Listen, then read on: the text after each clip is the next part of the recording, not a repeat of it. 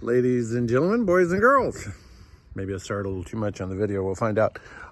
Anyway, got really cold weather coming in, cloudy, kind of dreary, whatever.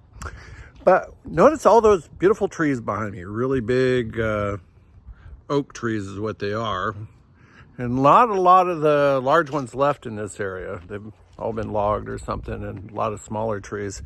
But one of the things I ran across, and maybe you out there can correct me if I'm wrong, and one of the things I've ran across a lot of kids and college-age people who do not know what Arbor Day is.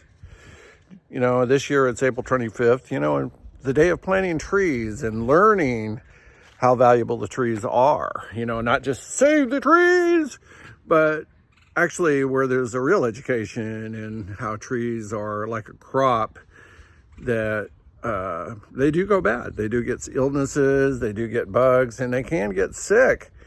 And but anyway, and Arbor Day was teaching these things about how important trees are, and cleaning carbon out of the air and cooling the earth. But you don't hear much about it because I think you don't hear it because it kind of goes against what they're teaching. Because why would you teach something that's been a solution for a long time as far as cooling and fresh air and all those other things that are mentioned out there by the people who make the Kool-Aid and want to make sure that young people really don't have answers or solution, to help them to be ignorant, not a real education. And there's some good teachers out there, but there's a lot of have drank way too much Kool-Aid brought in from the top.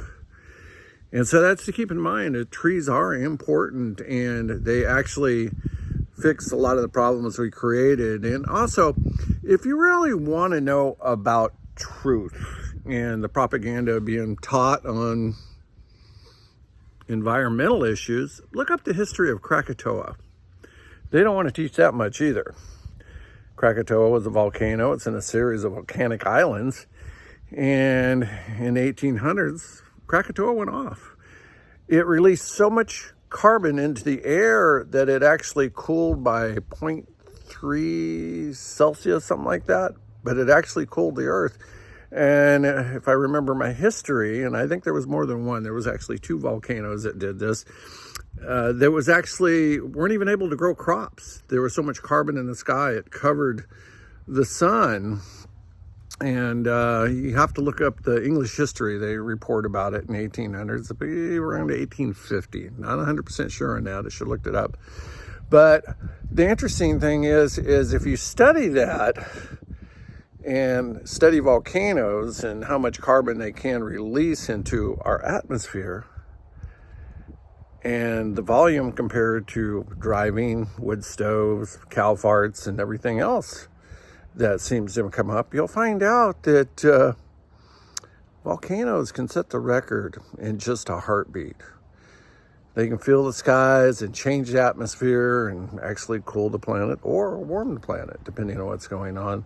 Volcanoes and what they do is very powerful, but they don't want to teach that. So I'd advise, if you actually do care, unless you're just a Kool-Aid drinker, then don't look up anything, because you Kool-Aid drinkers, you guys really don't want to, you don't want information, you don't want the truth, you don't want to study.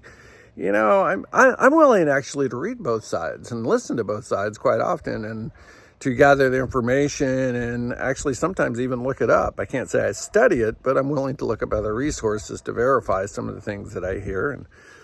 And what I found out is I can find resources to verify what I want to hear on both sides of the aisle. But I prefer the truth, and that's getting harder to find. So if you really care about the earth and what's happening, and for us Christians, which really bothers these people, is, the Word of God talks about us. We're just visitors, aliens here, but we are, to guard and to keep. That was never really taken away from the Garden of Eden. And so we're supposed to take care of what God has given us, but we are the creation who takes care of it. It is not the God, Mother Earth, Father, all this stuff. No, it's just the earth.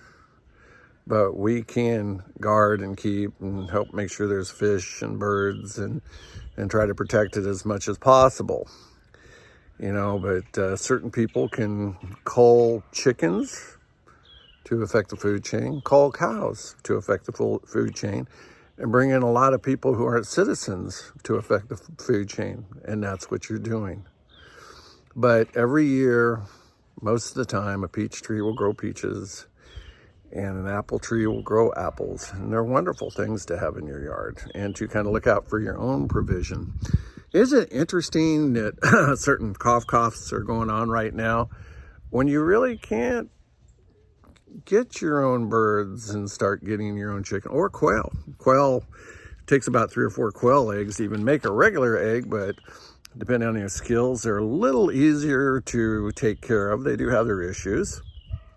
All livestock does. And chickens.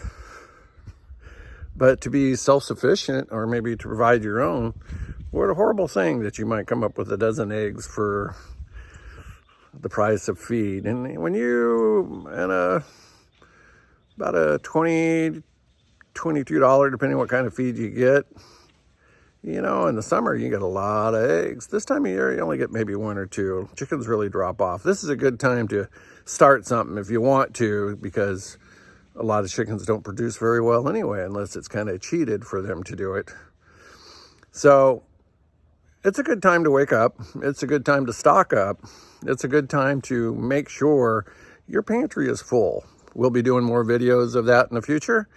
And money can be an issue. Yeah, I know about that. Remodeling a house and everything else, and death and all the things that can take money and challenge life. Been there, done that.